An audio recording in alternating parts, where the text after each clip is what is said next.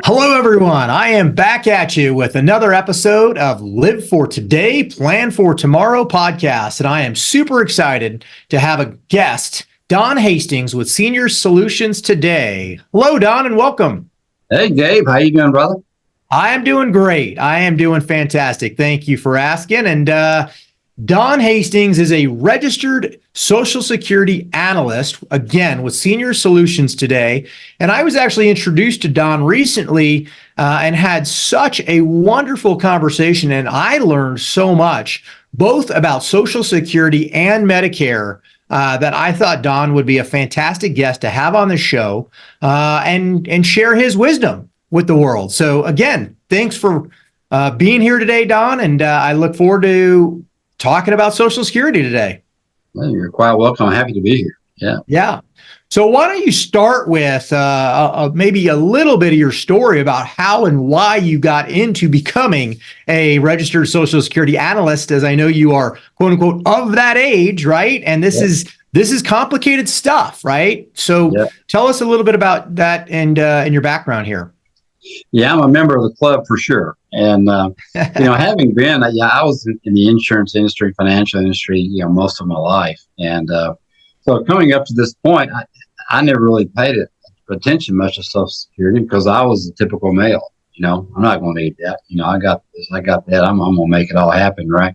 But as I got closer, and I flew right by the 62 mark and not even thinking there was anything there. And then when it came up that you turn 65, when everybody really thinks that is retirement age, and you would think a guy in financial services and insurance would know, but I was busy doing my business and working my thing, right, and working my class. And so I came across this Social Security thing, and I thought, well, I'm going to back off and retire. So I sold some businesses and I'm going to retire, and got to looking at it. And with all my background, I was confused. Right. So I called Social Security and tried to ask questions, and I got more confused. And then I got that little form in the mail that everybody gets, and that didn't help me much. But in looking at it, I thought, well, I'll just do a spreadsheet on this thing, and I'll figure out when the best time is for me to take it, And so I got out Excel, and I just did all this thing. And I said, well, hey, okay, it's not going to make much difference. If it goes away, it goes away. But I'm going to make this much money, and I'm going to get as much as I can out of it, right? And then after a while, I got to looking at it, I said, this just doesn't make any sense. So I decided to hop back in. I talked to so many people out there having so many issues with it. And I knew that they just needed some help. And so I decided to go back in, get re-educated one more time, get one more certificate on the wall. My wife's like, oh, my God, you're going to look like you're trying to kill a gnat with a shotgun in here when we move because we got so many things on the wall.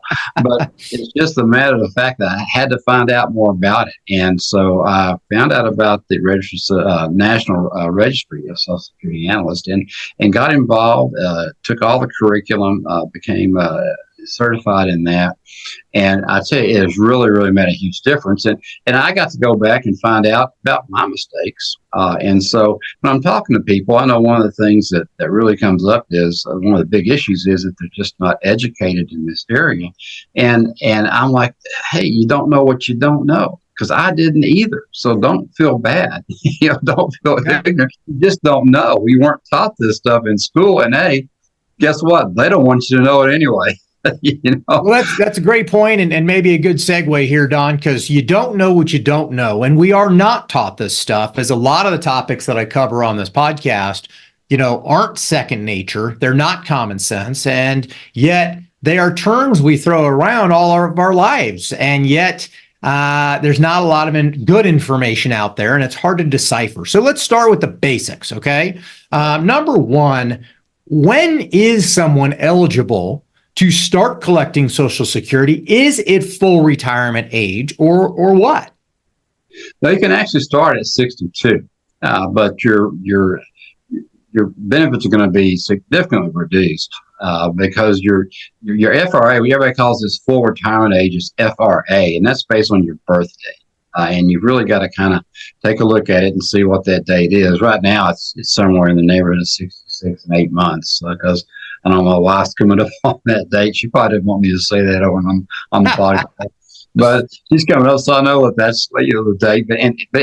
And we're coming up on everybody that's been after 1960. It's going to be 67. So that's going to be the FRA date for most of the people here pretty soon. And that's when you get your most benefit. It's called your PIA. And when you get that PIA amount, that's the full benefit amount. But if you take it early, it's going to be reduced. If you take it later, you can take it up to age 70. It'll be increased, and it'll be increased by 8% a year for every year after your FRA. So if you wait till 70, you can get about 124% more benefits just on those increases, not to mention the cost of living factors. You get a cost of living adjustment every year, and that compounds. So you can really make significantly more if you wait until you're 70, but that doesn't mean that's the correct answer for everybody. Yeah. So that's, again, I'm not going to pin you down today as far as when people should take it. But in summary, it sounds like you could start taking it as early as 62. There is this full retirement age or FRA. But every year you delay, you give yourself an 8% pay raise. So each person's or each couple's situation obviously has to be calculated and thought out very carefully. Which we'll talk about a little bit later in regards to how to do that. But talk to me a little bit in regards to, how that is calculated, right? So in regards to, the number of years that you worked, the amount of income that you earned. I know it's not a simple answer, and you've got tools and software for this, but maybe you can give us a high level overview of how that is calculated ultimately. Yeah, and by showing when someone asked that question, about a minute later, they're sorry they did. But fair enough. But it's based on your 35 highest earning years, and some folks may not have 35, and so what happens is you get zeros. So you may have 30 years of earnings and then 5 zeros, and then they average that out. But they go back and they make it a little bit more fair. Everything up until age 59, when you're 15 or 16 or 13, even babysitting, whatever it was, up to age 59, they adjust it for inflation.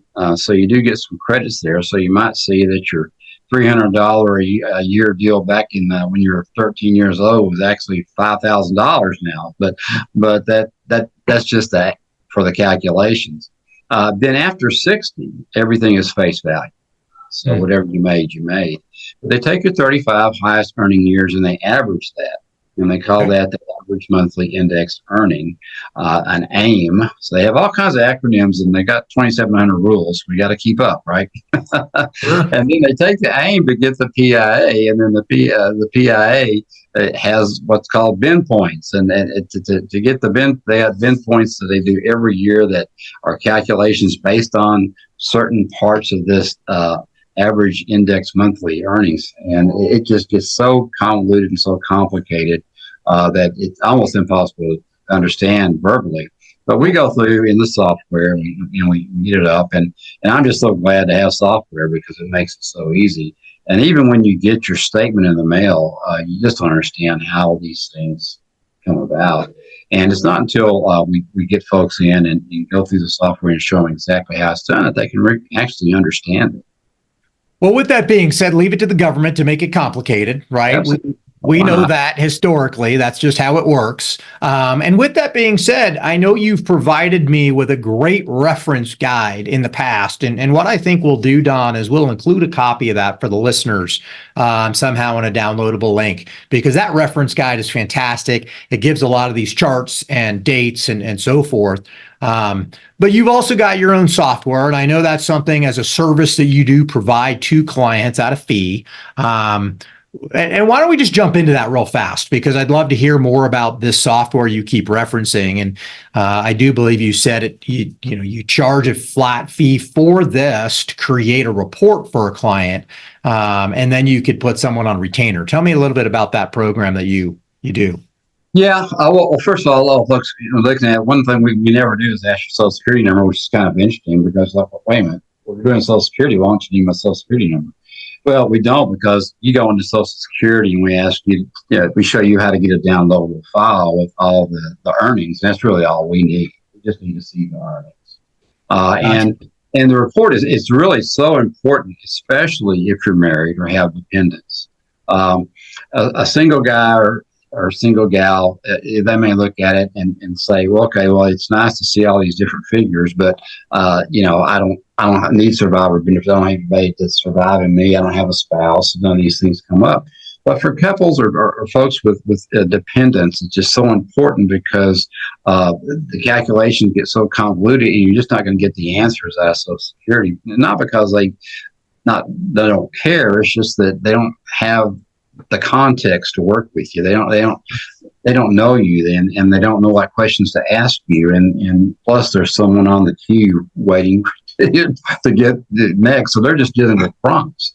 And so, unfortunately, a lot of times what you get are incorrect answers, because they're just trying to fly through the day. And they're not bad people. They're just maybe overworked, and it's just not working out. So we bring folks in and we get all the details for you, everybody. If you got pensions, if you whatever you've got, and then we load up in the software, and then we're able to show you exactly when and you should file and which one should file. And that's really more important, because sometimes the male, the husband doesn't file until later, or the wife may file earlier. And again, all this depends on your other assets as well. Because you got to understand that Social Security, at best, on average, is only going to cover about 40% of your existing wages. So you've got to have a budget, and we got to look at that budget and say, is this going to be enough? And most of the time, unless you're going to go live in Appalachia, and hang out in a tent somewhere for the rest of your life, it may not be enough, right? But I'm telling you, and that's a good dream too, just to take that tent and go to Appalachia and spend it out. But the bottom line is, we have to know what you want to do, and then look at the other investments that you have as well. And it's such a valuable tool. It's about a 21-page report, and we go through 3 or 4 options with it. And then you get to keep it. And then if you want to access the software, we can allow you to gain access to the software as well, so you can run all these scenarios yourself. I call it a hold my beer discount for the guys. Hold my beer discount. I like that. I've got this, until they don't, and then they can call me and we can. So what I think I'm hearing you say, Don, is that ultimately, this is complicated, right? You've got some software that will help. You take a lot of the data that will help to produce an answer, which will then help the client create a plan. Because this is all about planning. As I was taught years and years ago in the Army, if you fail to plan, you plan to fail. Right. And as I think you also said, and to give a little plug on the reverse mortgage side, 40% of your earnings at best is generally not enough to cover your life and lifestyle in retirement, which is why reverse mortgages are such a great tool to supplement Social Security income in retirement and to add additional income in retirement. But with that being said, we have a lot of clients that are either single, divorced, or widowed, especially women. And a couple questions that come up often from them have to do with divorce benefits, right? Spousal benefits. What happens? Talk to me a little bit about a divorce situation in regards to, let's say you've got a married couple, divorced. How does that work in regards to the spousal benefits for both parties? Well, in divorce, you got to remember that one of them's the higher earner and one of them is lower earner. So the one claiming the divorce could be the male or the female. Sure. So it's not, a lot of people, when they think divorce, they think, oh, that poor gal. Well, it isn't always the poor gal, right? Absolutely not. More than often it might be, but it's a situation where it doesn't matter which one it is. But they have to have been divorced, first of all, for 10 years. And divorced or married? Has been married for 10 years, and then divorced, and then she can't or he can't remarry. Okay. So it has to be sitting out there. and then once if they're divorced less than 2 years, the ex has to claim their Social Security. If they've been divorced more than 2 years, then they're called independently entitled. So the ex doesn't have to claim. And a lot of people are worried about, well, maybe the people who are divorced aren't worried about it, but some of them are wondering if the new spouse, if it's going to affect them getting spousal benefits if you get divorce benefits, and it doesn't. It's independent. So, but you can go out and you have to really pretty much do it yourself. You just take the information to Social Security unless you can get your ex-spouse to work with you on it. And if you can, that's great. If not, they can do it for you. You just have to let them know. They'll look at the records, and then you can get the same basic spousal benefit, which is 50% of his benefit or her benefit. What percent was that? You cut out there a little bit, Don. I didn't hear you. 50% of his or her benefit, whichever one it is. In other words, if I can pause you there. So let's say a divorce situation, and let's just say the husband, for argument's sake here, was a higher income earner, and they were married for over 10 years. They're divorced, and the wife wants to start collecting spousal benefits, and his benefit is $3,000 a month, let's just say. So she can file for spousal benefits as long as she's eligible, and you're saying that she could get up to around $1,500 a month, 50% of his benefit.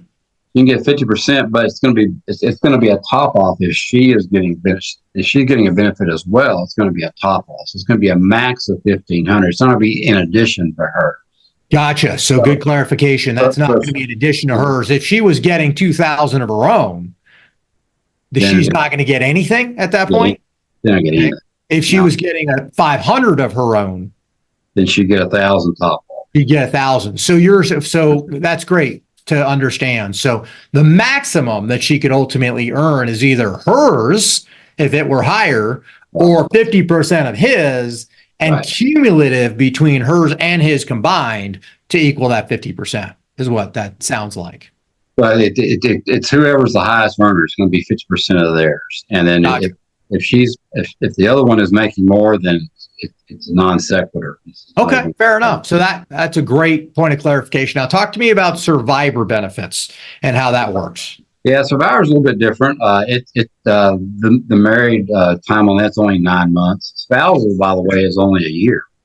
So I mean, that's kind of cool. But survivor's 9 months. And what happens there is, and it's an either or as well, but the higher earner is the one whose benefit is the real benefit that we're looking at. Because if you're the higher earner and the lower earner passes, then there's no benefit because the higher earner has more money. But if the lower earner doesn't have it, then they're going to be upgraded to whatever the higher earner was getting in survivor benefit. But in this case, it's up to 100% of that higher earner's income or benefit rather versus only 50%. So again, in the illustration we said earlier, let's say the husband was getting $3,000, the wife was getting $2,000, the husband passes away, the wife's now eligible to get $3,000. Not $5,000, she's got to give up hers of $2,000, but she can get the full benefit that he was getting of $3,000. Right. It's a top off situation again, 2,000 and 1,000. Now, a strategy that a lot of folks will utilize is that in that situation, if he's passed and she has a benefit, and let's say that her benefit when at her FRA and at 70 is going to be maybe $4,000, and her survivor benefit is like $2,000. Well, she can take her $2,000 and then let her own benefit grow at 8%, right? Sure. And then at her point, she can just take hers. So if she can survive on the survivor benefit, that's strange language, but if she can survive on survivor benefit, then she doesn't have to file hers yet. She can let hers stay in there, earn COLA, get compounded interest on that, as it grows, and then get the increased DRCs, the delayed retirement credits, up until she's 70. So she can have a much higher benefit at age 70 by utilizing that strategy. So we look at that in the whole context of things. And when we're working these reports, we want to know, what the, how long folks think that they're going to live. What is that? What is that time frame? Sure. Health is included in the whole nine. We got to figure it out because we got to know that and able to have the best optimized strategy. And that's really what we talked about is optimization, not maximization, because a maximization can get you in trouble. But if you're looking at optimization, looking at all the different pieces and the scenarios, that's the best plan to have. So does your software then tell me when I'm going to die? Because that's the $1 million question. People don't know how long they have to plan for, Don. So how do we plan for a future and a lifespan that we just simply don't know? Yeah, well, a couple of things. You got to figure out, a lot of folks just look at their family history, but there's a website called Living to 100, and they have it sounds funny, but they've got a 40 questionnaire you can go through. And I tell you what, it's really interesting. It's been pretty accurate over the years. The guy, he spent decades and decades researching Living to 100. Wow. And so they took all these factors, all these lifestyle factors. And so that helps. But of course, you could take that test and tell you you're going to live to 90. And then tomorrow you could obviously, you could even be in a car accident. So we really don't know. But you don't know. It is tough. And that's one of the biggest challenges that I deal with clients all the time is the planning and how long do I need to plan for. And Don, I've got a million other questions, and I know we're going to have to wrap up here shortly. But I also know that you specialize in Medicare, and I've read about this whole Inflation Reduction Act and how that sounds really good, but how it's going to impact folks' annual notice of change. And can you just speak really briefly on this? But I think this is a whole nother podcast for another day, Medicare. But I think it's a really important topic that I'd love you just to touch on before we wrap up. Well, it is, because I just want to plead to everyone out there to absolutely pay attention to your annual notice of change this year, because there are going to be changes, and I don't want to scare people or anything like that. Don't be scared of. You can fix all these things, but there are going to be changes because of the Inflation Reduction Act. The big thing that you hear politically out there is, we made all these great changes and improvements in the drug plan. Right. And they did. I mean, it's a maximum 2,000, but there's going to be some changes. Those have to be paid for. And when anytime, the government does something, someone's got to pay for it. And unfortunately, about 65% of the load of all these changes in the drug plan are landing on the healthcare providers and your plans. And so what they're obviously doing, they're not going to hang on to it, right? They're just going to pass it. So there are some areas that weren't profitable. So there might be some areas, some zip codes, some counties that they're pulling out of because they're not profitable anymore. They're going to have maybe higher copays. Maybe they're going to have higher deductibles. So there's going to be some service changes. So pay attention to that, and also pay attention to your formulary. Because a lot of them are dropping some drugs because they don't want them on their formulary anymore. So be careful and be sure that you know exactly what's going on with your annual notice of change. Get with your agent. If you don't have an agent, we're happy to chat with you about it. But you can't chat with anybody till October 1st. So you're probably not going to get your annual change until the end of September anyway, because honestly, most of the carriers still don't have their plans out. This thing blindsided them. I'm going to a couple this week. I went to one last week. They're coming out way late, and I've got one carrier who's not even going to have a plan probably till October. It's going to be a difficult year. A lot of changes for you, but just hang in there. We can find the best solution for you if you need that assistance. But look at these annual notice of changes, because don't listen to the news, right? How everything's great, because there are going to be some changes. Fair enough. Well, Don, again, thank you so much for this information. If people don't have an agent or people have questions, people want to get a copy of that 21-page report, what's the best way to get in touch with you?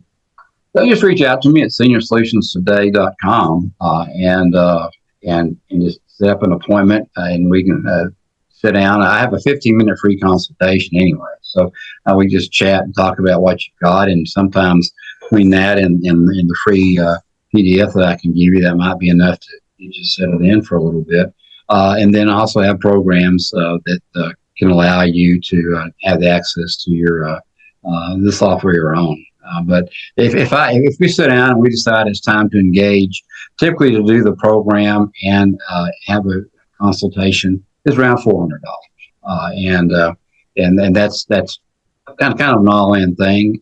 But typically that's going to save folks anywhere tens to hundreds of thousands of dollars during their lifetime because they get it optimized properly. So we're not Fantastic. Not going nuts about it. If you need additional consultation, we just have consultation. So we'll chat about that, and we want to make it easy for you to make the right decision. Fantastic. Well, thank you again, Don, for being here. Thanks for sharing the information. We'll have you back another day to talk about Medicare. But again, really appreciate the insights and look forward to talking to you again real soon. All right, Gabe. Appreciate it, brother. Have a good one. You as well. Take care now. Bye-bye.